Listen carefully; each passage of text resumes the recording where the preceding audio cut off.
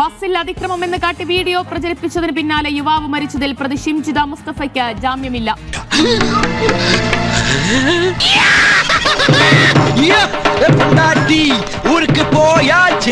ദിവ്യ ഒറ്റ വാക്കിലാണ് ഈ ജാമ്യാപേക്ഷ തള്ളുന്നുവെന്ന് ജാമ്യം നിഷേധിക്കുന്നുവെന്ന് Kunnamangalam judicial first class magistrate കോടതി മജിസ്ട്രേറ്റ് വിധി പ്രസ്താവിച്ചതിന് ശേഷം മറ്റൊന്നും മജിസ്ട്രേറ്റിന്റെ ഭാഗത്തുനിന്ന് പ്രതികരണങ്ങളോ അല്ലെങ്കിൽ പ്രസ്താവനകളോ മജിസ്ട്രേറ്റിന്റെ ഭാഗത്തുനിന്ന് ഉണ്ടായിട്ടില്ല.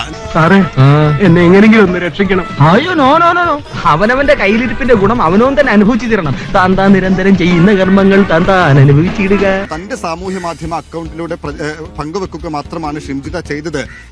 അതിനെ തുടർന്ന് ഈ ആത്മഹത്യാ പ്രേരണ കുറ്റം നിലനിൽക്കില്ല എന്നുമായിരുന്നു ഷിംജിതയ്ക്ക് വേണ്ടി ഹാജരായ അഭിഭാഷകൻ ഉന്നയിച്ചത്.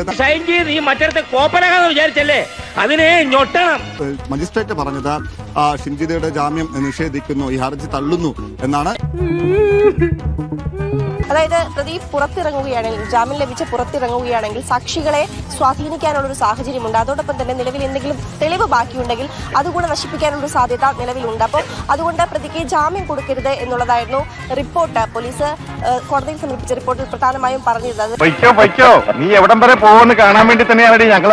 ഏതായാലും 21-ാം തീയതിയായിരുന്നു ഷിംജിതയെ പോലീസ് അറസ്റ്റ് ചെയ്യുന്നത്. ഏതവനാണെങ്കിലും 24 മണിക്കൂറാകും പൊക്കിയിരിക്കും. വളരെ നാടകീയമായിട്ടുള്ള ഒരു അറസ്റ്റ് ആയിരുന്നു. പിന്നീട് റിമാൻഡ് ചെയ്യുകയായിരുന്നു. നമ്മൾ ഈ കാക്കിയിടുന്നത് നാണം മറയ്ക്കാനല്ലല്ലോ, നിയമം നടപ്പിലാക്കാനല്ലേ.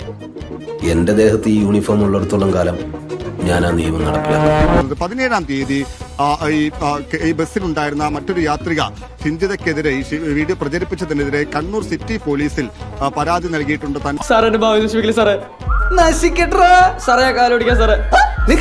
ആ കേൾക്കുന്നത് നിങ്ങൾക്ക് വേണ്ടിയിട്ടുള്ള കൊലവിളിയാ. അരി സാർ, ഞങ്ങളിപ്പോ ഫേമസ് അല്ലേ? ഫേമസ് ആയവരെ കാണാൻ ആൾ കൂടും.